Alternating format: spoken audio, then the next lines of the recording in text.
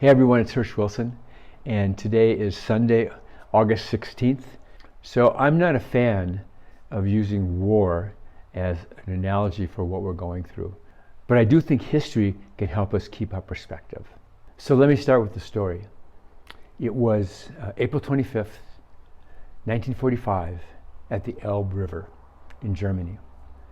A couple of things had happened. The Americans had landed on the beaches of Normandy on June 1st, 1944, and had driven into France. On the Eastern Front, the Russians had been fighting the Germans since 1941 and had slowly, grindingly driven the Germans back all the way into Germany and to the Elbe River. And there the Americans and the Russians met. For the enlisted men, the officers, especially American officers, had all kinds of politics to think about. But to the enlisted men, Russians and Americans, this was a moment of amazing relief and celebration because they knew the war was almost over. There was celebration, there was drinking vodka, and there was dancing. One American soldier wrote that he danced with a big Russian woman who had a machine pistol strapped to her hip. I've been thinking about this for a couple of reasons. First, we will get through this pandemic. We will get to the grinding end, and then we will celebrate and maybe drink some vodka, but we will get through this. Second, we look at the Second World War with the experience of hindsight. But put yourself in the shoes of an American kid or parent in January of 1942. Think of what it must have been like then. The Germans had invaded Russia earlier that spring, were pushing the Russians back.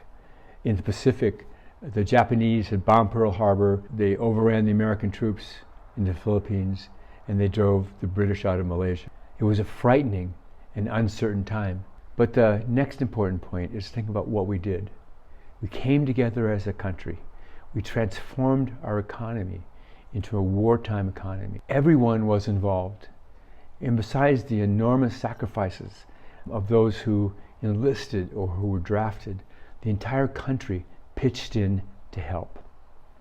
We accepted the rationing of things like cars, gasoline, tires, cigarettes, certain food items, and silk and even shoes.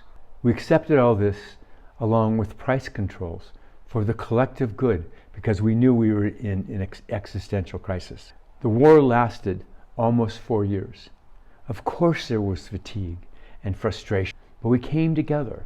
A bunch of cranky, argumentative, individualistic, don't step on me individuals came together for the collective good. A couple of lessons, I think. First of all, don't be seduced by the idea that the pandemic will end anytime soon. If it does, great.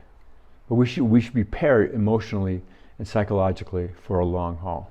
Next, I want to talk about toughness. If you think about the greatest generation, they were mythic. They went through the Depression. They went through the Second World War. They were tough. And we talk about this and talk about them all the time.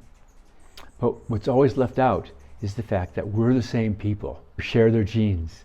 We share their stories. We share their lineage. What we don't share is the challenges they faced.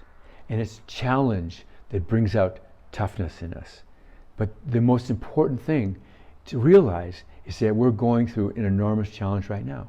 And the toughness, that ability to get through hard times, is latent in all of us. It is there just waiting to be born. Finally, we need to focus on the end. This will end. We will cross our Elbe together, and then we're going to celebrate. We're going to maybe drink some vodka. So be safe, be brave, be kind, follow the science, and hey, don't forget to read my book.